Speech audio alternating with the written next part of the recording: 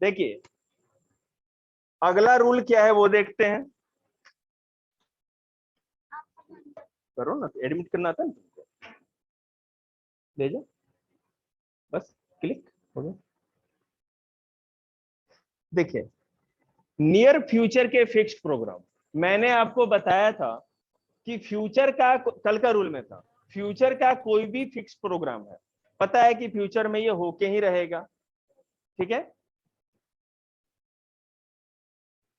इसके लिए एक छोटी कुर्सी उधर से लाके यहां दो इसको, और तुम यहां बैठ जाओ, ठीक है, वो हो जाएगा। तो नियर फ्यूचर मतलब अभी थोड़े समय में, यहां बैठो बेटे, यहां बैठो, कोई बात नहीं, बैठो। नियर फ्यूचर में कोई अगर ऐसा प्रोग्राम होने वाला है तो उसको हम प्रेजेंट कॉन्टिन्यूअस टेंस से बना सकते हैं। देखिए कैसे, अगर मैं कहूं नियर फ्यूचर के प्रोग्राम,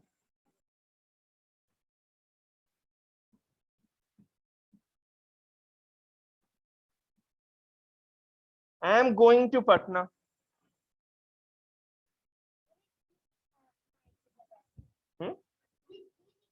जी है, हाँ, नहीं वो आई है, मैंने शुरू में बोला नहीं आई लिखता हूं इस तरह में, I am going to Patna, ठीक है। अब जाओ, कोई नहीं करो, I am going to Patna का मतलब ये है मैं पटना जा रहा हूं, ठीक है।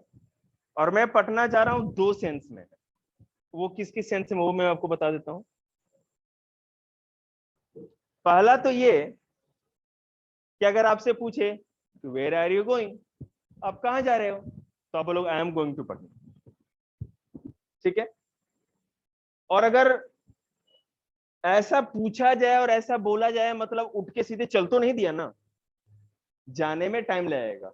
अभी ये फ्यूचर की बात है, क्योंकि जब तक वो पटना पहुंचेगा नहीं, मेरी बात समझिए, ये आपको ना तो कोई ग्रामर के बुक में मिलेगा, ये कॉमन सेंस है। मान लो बेटा कोई दिल्ली में है, मैं भी बिहार से हूं, मुझे पटना जाना है, मैंने यहाँ ओला बुलाया, सब कुछ किया, सामान वामान पैक किया, खाने पीने का सामान लिया, कुरकुरा चिप्स बिल्कुल नहीं लूंगा, मैं नहीं खाता, ठीक है। हाँ टॉफी एक डब्बा ले लूंगा, यही मैंने, उसी से पेट भर जाएगा।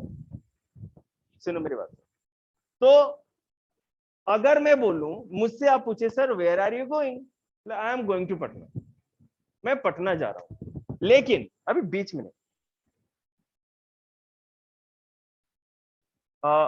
20 घंटे, सॉरी 18 घंटे लग जाएंगे, 18 आवर्स लग जाएंगे जाते जाते, ठीक है, ध्यान रखिएगा।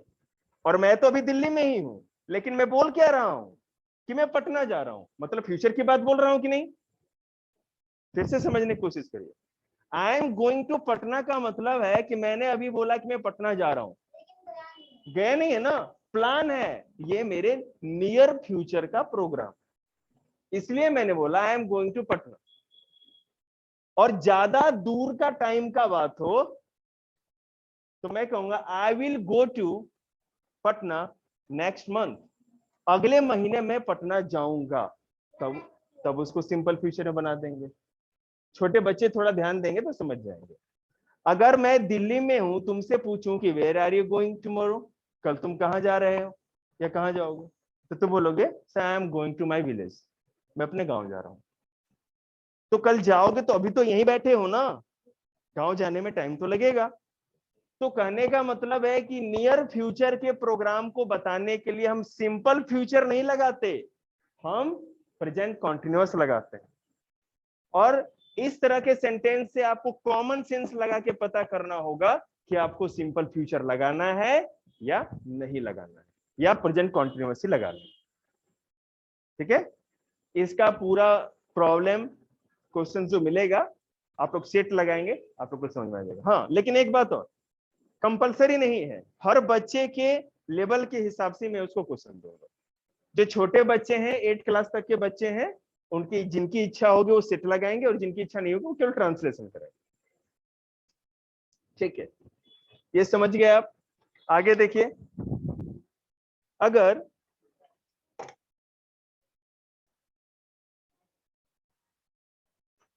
हाँ ठीक है, इसमें इतना ही है, ये मोर देन सफिशिएंट है। कितने रूल हो गए? 4 ना। 4 रूल भी अगर आप प्रेजेंट कंटिन्यूअस याद रखते हैं तो किसी भी कंपटीशन में इससे ज्यादा आपसे नहीं पूछा जाएगा। स्कूल की तो खैर बात छोटी सी है, स्कूल तो छोटा कॉन्सेप्ट है। तो देखिए, अब हम लोग बात कर रहे हैं प्रेजेंट परफेक्ट टेंस की।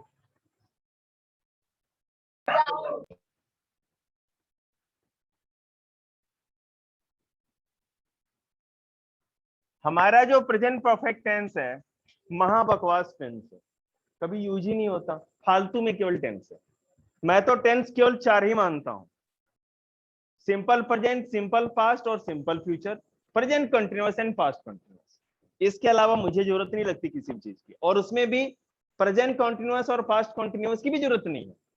केवल तीनों सिंपल वाले आपके दिमाग में हो जाएं तो आपको हो जाएगा। मैंने जो यूट्यूब चैनल पे कॉम्पिटिटिव बच्चों के लिए पर्सनली जो वीडियो बनाया था टेंस के ऊपर, उसमें 1-2 वीडियो है, वो मैं फिर से ग्रुप पे रिसेंड करूंगा, इंग्लिश वाले ग्रुप पे। आप उस वीडियो को देखना, आपको उसमें केवल 3 ही टेंस के ऊपर मैंने फोकस किया है। 3 टेंस, उसके इंपॉर्टेंट रूल्स। अगर आप वो वीडियो देख लोगे और उसके बाद उस पर अगर थोड़ा वर्क करोगे जैसा मैं आपने बता रखा है उसमें, आपकी इंग्लिश रिटेन में बहुत अधिक इंप्रूव हो जाएगी।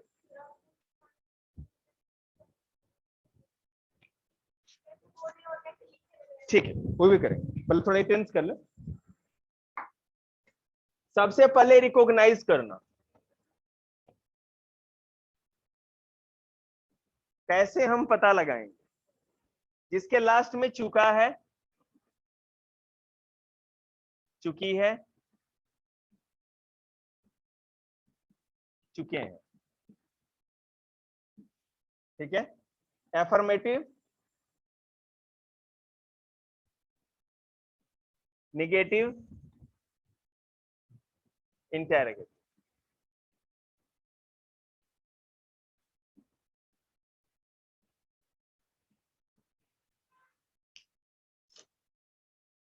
तो सबसे पहले अफर्मेटिव की बात कर रहे हैं तो देखिए, इसका स्ट्रक्चर होता है सब्जेक्ट प्लस हैज और हैव प्लस वर्ब का थर्ड फॉर्म प्लस ऑब्जेक्ट। इसका क्या होगा? Subject plus has, have plus not plus verb का थर्ड फॉर्म प्लस ऑब्जेक्ट। इसमें हैज या है पहले लगा देते हैं हम, प्लस सब्जेक्ट प्लस वर्ब का third form plus object plus कुछ, ठीक है। अब देखो, मैं कहूं हिंदी, देखो मैं नहीं लिखूंगा यार, हिंदी में मेरा टाइम बर्बाद होता है। राम खाना खा चुका, सब्जेक्ट की जगह क्या लिखेंगे? राम खाना खा चुका है, राम खाना खा चुका है। सब्जेक्ट में क्या आएगा? राम। बहुत अच्छा। अच्छा, हैज और हैव तो बताया नहीं बच्चों को, बैठो सर। देखो बेटा, हैज और हैव मैंने नहीं बताया, उसको देख लीजिए। तो यहां पर देखिए, हैज किसके साथ लगता है और हैव किसके साथ लगता है? सिंपल, वही जो डू और डज वाला था कॉन्सेप्ट, वही कॉन्सेप्ट है। हैज हमेशा ही, शी, इट और सिंगुलर के साथ लगता है जो एक होते हैं, और हैव आई, यू, वी, दे और प्लूरल, इनके साथ लगता है हैव, ठीक है। तो अब हम आगे इसी के हिसाब से काम करेंगे। राम है तो हैज लगेगा या हैव लगेगा? हैज। और वर्ब क्या है? खाना, खाने की इंग्लिश थर्ड फॉर्म क्या होती है? इट की इटन होती है ना। Ram has eaten food. जल्दी मैं आप लोग को 100 से 60, पहले 60 फॉर्म्स दूंगा, हर बच्चा लर्न कर लेगा। वो तो 700 है, 700 फॉर्म्स भेज रखे, एक ही बार भेज दिया, उसके ऊपर कोई टेंशन नहीं, उतना अगर याद हो गया ना आपको, हो गया काम। और उसको भी 5 मिनट में याद करने का तरीका है। वर्ब जब पढ़ाएंगे ना तो मैं बताऊंगा। Ram has eaten food, Ram बेटा हमारा सब्जेक्ट हो गया, हैज हैव में से हमने हैज लिया है, वर्ब का थर्ड फॉर्म और ऑब्जेक्ट। जैसे क्या समझ में आ रहा है? आ रहा है तो निगेटिव बना के दिखाओ, खड़ी हो जाओ। अब सब्जेक्ट क्या है बेटा? राम खाना नहीं खा चुका है, सब्जेक्ट क्या होगा? और आ गया, बताओ। हाँ, राम ही होगा ना, ठीक है। अब इसमें स्ट्रक्चर देखो, सब्जेक्ट तो लिख दिया, हैज और हैव में क्या लगेगा? राम सिंगुलर है ना, तो हैज लगेगा या हैव लगेगा? यहाँ देख सकते हो, हैज में सिंगुलर है ना, तो यहाँ हैज लगाएंगे ना, राम हैज, ठीक है। अब बेटा यहाँ वर्ब का, यहाँ पहले नॉट लगाएंगे, ठीक है, नॉट लगा दिया। फिर वर्ब का थर्ड फॉर्म इटन था ना, तो इटन ही लिखेंगे। Ram has not eaten, object food था ना, फूड लगा दिया। अनुप्रिया खड़ी हो जा, तुम जा बेटा, इधर आओ। अब यह हैज और हैव है बेटा, पहले लगेगा, सेम सेंटेंस है, तो क्या लिखेंगे बताओ? हैज, पहले हैज लगाएंगे ना, उसके बाद क्या लिखेंगे? सब्जेक्ट क्या है? Very good, has Ram. Verb का थर्ड फॉर्म क्या है? हैज राम इटन, ऑब्जेक्ट क्या है? फूड। तुम इधर आओ।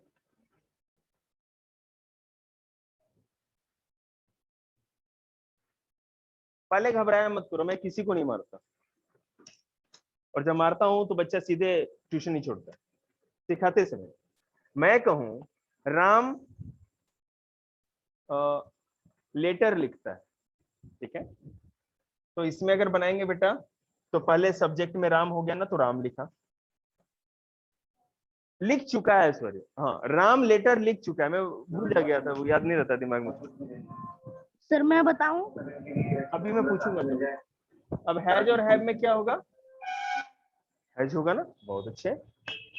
बताने के लिए बेटा आपको यहाँ आना पड़ेगा, मेरे पास टाइम नहीं होता। आपके लिए सुनिए, वर्ब का थर्ड फॉर्म क्या लगाएंगे? लेटर लिखना, लिखने की इंग्लिश क्या होती है? नहीं नहीं, लिखना है, कोई चीज मैं लिख रहा हूं तो ये क्या कहते हैं इसको? राइट। राइट का थर्ड फॉर्म पता है आपको? रिटर्न। राम हैज रिटर्न, क्या लिख रहा था वो? लेटर, ठीक है। संजीव, अब निगेटिव बनाना है ना, तो हम क्या करेंगे? पहले राम, अब हैज लगाएंगे, हैव लगाएंगे, क्या यही लगाएंगे ना, तो राम हैज, उसके बाद क्या लगाएंगे? यहां देखते हैं बेटा, नॉट। वर्ब का थर्ड फॉर्म में क्या लगेगा? Return, very good. जाओ,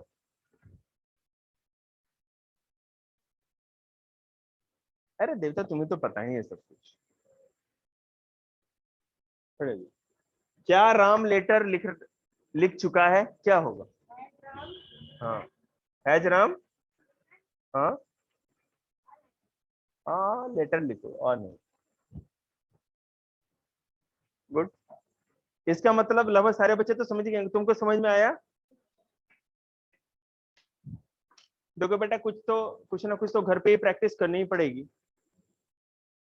ठीक है। तो हमने प्रेजेंट परफेक्ट टेंस कर लिया, लेकिन प्रेजेंट परफेक्ट कंटिन्यूअस और पास्ट परफेक्ट कंटिन्यूअस एक साथ ही करा देंगे। अब देखो, मैं यहीं पर आपको पास्ट परफेक्ट कंटिन्यूअस भी करा देता हूं। जहां पर आपने हैज और हैव लगाया है ना, छोटी कुर्सी लेके बैठ जाओ, जहां पर आपने हैज और हैव लगाया है, वहां पर केवल हैड लगा देते हैं। कोई भी सेंटेंस हो, सॉरी सब्जेक्ट हो, सिंगुलर हो या प्लुरल हो, हम क्या लगा देंगे? हैड लगा देंगे। मैं कहूं कि राम आम खा चुका है, प्रेजेंट परफेक्ट टेंस, समझ में आ रहा है आपको? अगर मैं कहूं कि राम आम खा चुका था, तो चुका है, चुकी है, चुके हैं, तो प्रेजेंट परफेक्ट टेंस का था। अब पास्ट परफेक्ट टेंस का क्या होगा? चुका था, चुकी थी या चुके थे। विश्वास करिए, मेरे को ये पढ़ाने में है ना, महा बकवास लगता है, ये सब हिंदी वाला लास्ट में कि ये लगेगा तो पहचानेंगे, लेकिन थोड़ा बहुत हम लोग जिस बैकग्राउंड से हैं ये तो स्टार्ट करना ही पड़ेगा। तो साक्षी जी, जिसके लास्ट में चुका था चुकी थी, राम खा चुका था सीता जा चुकी थी, वे लोग खेल चुके थे। हाँ बिल्कुल, तो हम लोग उसके जगह सब्जेक्ट और हर कंडीशन में हेड ही लगाएंगे, वर्ब का थर्ड फॉर्म ही लगाएंगे और ऑब्जेक्ट लगाएंगे। इसी तरह अगर नेगेटिव बनाना हो बेटा तो हैज हैव की जगह केवल हेड लगा देंगे, बात खत्म। Sita had not eaten food, Sita खाना नहीं खा चुकी थी। Had Ram written a letter, क्या राम लेटर लिख चुका था? ठीक है, तो ये हो गया पास्ट परफेक्ट। अब मैं आपको बताऊंगा परफेक्ट, ठीक है, प्रेजेंट परफेक्ट कॉन्टिन्यूअस, जो फोर्थ पार्ट होता है। बोलो बेटे। एडवांस बाद में बेटा, पहले स्ट्रक्चर करा दो, एडवांस तो हो गए।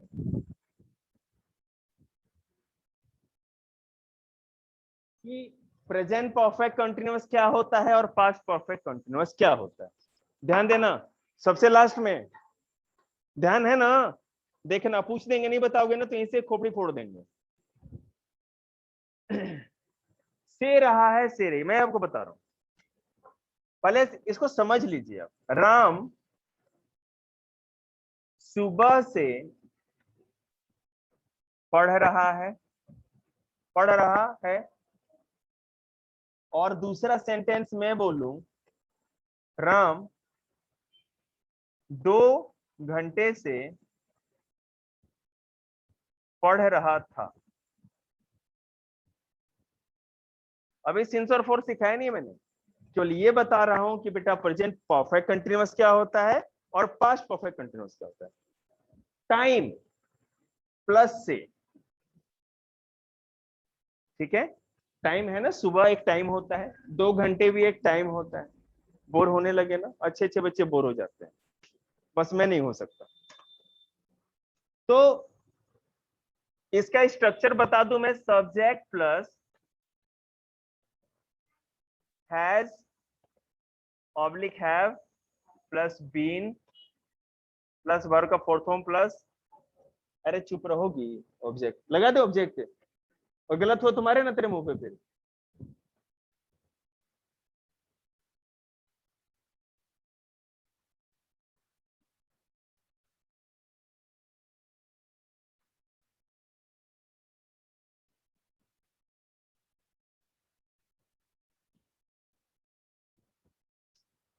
ये मजबूरी होती है लिखनी, स्ट्रक्चर को याद करता है क्या? बेवकूफ आदमी याद करेगा। राम सुबह से पढ़ रहा है, अब सीन्स और फोर मैं खुद से अभी लगा दे रहा हूं, आपको थोड़ी देर में बताएंगे कि सीन्स कहां लगता है और फोर। राम सब्जेक्ट राम है, अब बेटा राम के साथ हैज लगेगा या हैव लगेगा? हैज लगेगा ना, सिंगुलर है तो हैज। उसके बाद किसी में भी बीन लगता है, हमने बीन लगा दिया।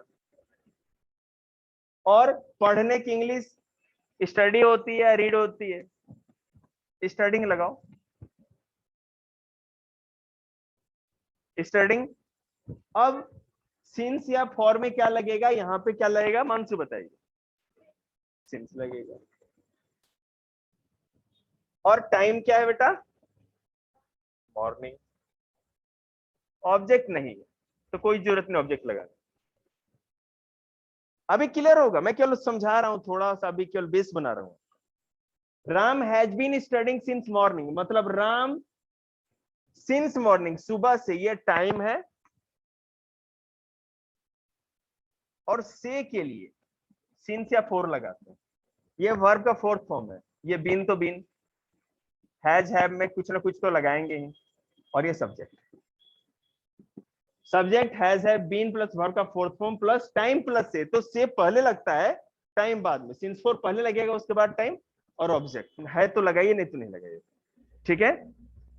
जिस भी चीज का नेम दिया होता है उसके पहले सिंस लगाते हैं, टाइम का नेम दिया हुआ हो, और जिसका नेम नहीं हो, ठीक है। अब 2 घंटे से, अब 2 घंटे कौन से 2 घंटे थोड़ी पता है, ये तो नहीं पता, टाइम तो नहीं बता रखा कि 10 PM या 11 PM, मॉर्निंग नहीं बता रखा, इवनिंग नहीं बता रखा, आफ्टरनून नहीं बता रखा, मंडे सैटरडे फ्राइडे नहीं बता रखा, नेक्स्ट वीक और लास्ट वीक ये नहीं बता रखा, नेम ऑफ ईयर भी नहीं बता रखा, नेम नहीं है ना, ठीक है। अब यहां पर अगर करना हो इसी को तो हम क्या करेंगे, राम हैज और हैव की जगह सीधे हैड केवल लगा दे देना है, क्योंकि रहा था है ना पास्ट परफेक्ट कंटिन्यूअस, तो राम हैड बीन स्टडिंग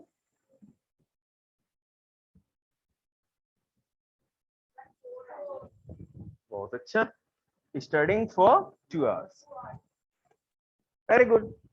यहाँ 2 hours क्यों आया, क्योंकि 2 hours कोई नेम नहीं है, लेकिन अगर लिखा जाता कि राम 10 बजे से पढ़ रहा था तो Ram had been studying since 10 PM, है ना, या 10 AM जो भी है। ओके, तो आप ये समझ गए कि जो प्रेजेंट परफेक्ट कंटिन्यूअस है और पास्ट परफेक्ट कंटिन्यूअस टेंस है वो क्या होता है, केवल लास्ट में रहा था रही थी रहा था हो जाता, था आ जाता तो वो पास्ट परफेक्ट हो जाता है, और है तो वो प्रेजेंट है, ठीक है। अब हम लोग सिंस और फॉर के यूज को अच्छी तरह से समझ लेते हैं, सारे बच्चे दिमाग लगाएंगे यहां पर।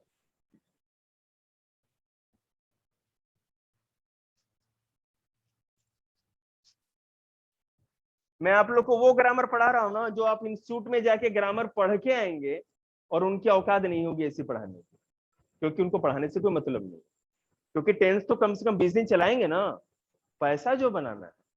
मैं कभी भी इंग्लिश की क्लास के लिए ना किसी बच्चे से पैसा नहीं लेता। पिछला जो बैच था हमारा 1 घंटे का फ्री बेसिक क्लास देता था, कोरोना के चलते अभी नहीं दे पा रहा हूं, इसलिए केवल 2 दिन का मैंने टाइम निकाला। क्यों पता है, क्योंकि यहां पर क्या होता है, देखिए अब ध्यान दीजिए आप। तो बेटा वीक का अगर बात हो तो वीक में हम क्या कर सकते हैं, या तो बेटा लास्ट वीक जो बीत गया हफ्ता, या नेक्स्ट वीक जो आने वाला वीक है। अगर डे की बात करें तो मंडे, इसी दिन की बात करेंगे क्योंकि मेरा डे है। आर की बात करें तो 12 AM, क्योंकि यही मेरा आर है, मैं इसकी बात करूंगा। और मिनट की बात करें तो 12 hour 12:01 AM, मतलब 1 लिख दिया ना हमने तो मिनट का भी नेम हो गया।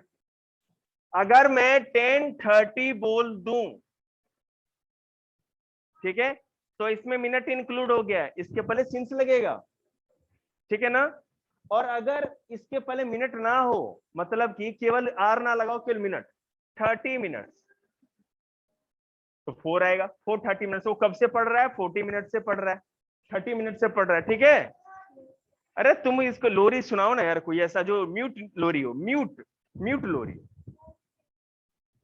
और 10:30 मतलब कि सिंस, क्योंकि टाइम पता है हमको, ठीक है, समझ में आया। चलिए